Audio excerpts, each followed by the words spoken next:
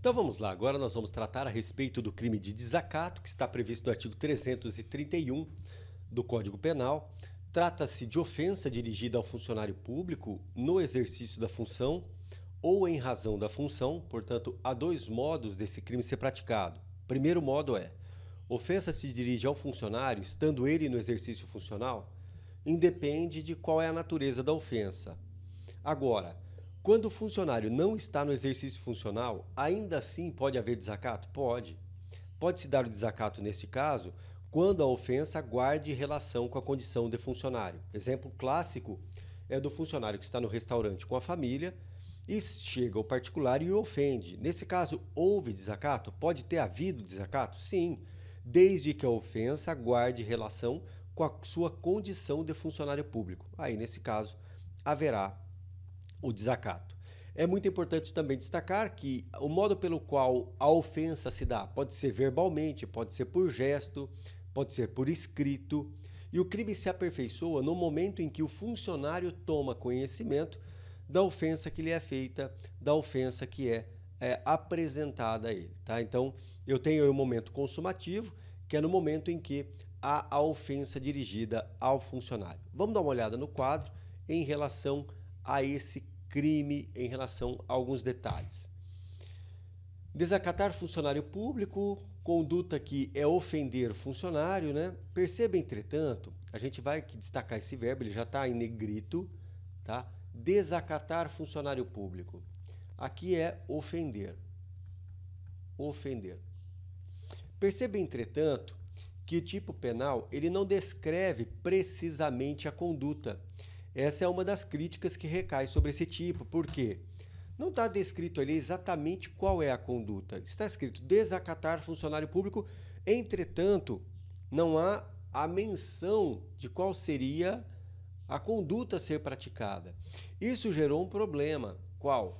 A dúvida a respeito da constitucionalidade desse preceito, da constitucionalidade desse dispositivo, porque a conduta é demasiadamente aberta.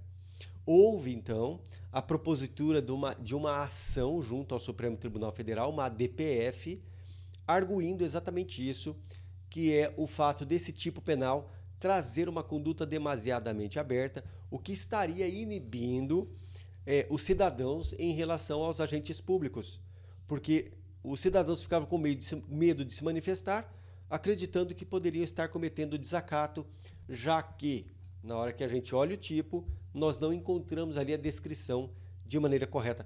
E outra coisa, quando a gente vai nas repartições públicas, você encontra um cartaz do lado escrito desacatar funcionário público é crime, e aí eles mencionam exatamente o tipo penal. O cidadão olha aquilo, ele não entende muito bem o que é o desacato, acredita que qualquer palavra dirigida ao funcionário, uma indignação, uma pergunta, uma indagação, seria desacato, que não é verdadeiro, né? Desacato é ofender o funcionário público em razão da função ou no exercício da função. Então, temos que tomar cuidado aí, porque o tipo penal ele é demasiadamente aberto, sim. Isso gera uma certa insegurança. Lembrando, o desacato só ocorrerá na presença do funcionário. Então, o funcionário é desacatado, na presença dele ocorre a ofensa. Obviamente que ela pode ser dirigida a ele frente a frente, pode se dar de outro modo, todavia com a presença, seja a distância, por exemplo, numa videoconferência, isso pode se dar também. Então, eu tenho o desacato, tem que se dar na presença do funcionário. Se não for na presença do funcionário, ainda que a ofensa guarde relação com a condição de funcionário público, aí eu teria injúria. Agora precisamos fazer uma comparação. Dê uma olhada nesse tipo penal. Injuriar alguém ofendendo-lhe a dignidade ou decoro. Ofensa, injúria é ofensa. Ofensa. Mesma coisa que o desacato, é uma ofensa. Só que a injúria é crime contra a honra. Agora, olha que interessante. Nós temos sim o crime de injúria, só que a injúria terá a pena aumentada de 1/3 se o crime é cometido contra funcionário em razão das funções. Ora, professor, não estou entendendo nada do que está acontecendo aqui. A questão é a seguinte: o sujeito ofende alguém Ofende quem? Ofende um funcionário público em razão da função por ele exercida. Comete crime de injúria com a pena aumentada de 1/3. Aí você me pergunta, ora, não seria desacato nesse caso? É exatamente nesse ponto que a gente precisa tocar. Preste muita atenção. O desacato ocorre na presença do funcionário. Vamos a um exemplo. Eu pego uma carta, escrevo uma carta, ofendendo o funcionário público, dirigindo-me a ele nessa carta. Ofendendo o funcionário público em razão de sua condição de funcionário. Mas eu escrevo a carta, boto no correio e encaminho para ele. Nesse caso, que crime houve? Houve desacato? Não, porque não está na presença do funcionário. Mas eu ofendi o funcionário em razão de ser funcionário público? Sim.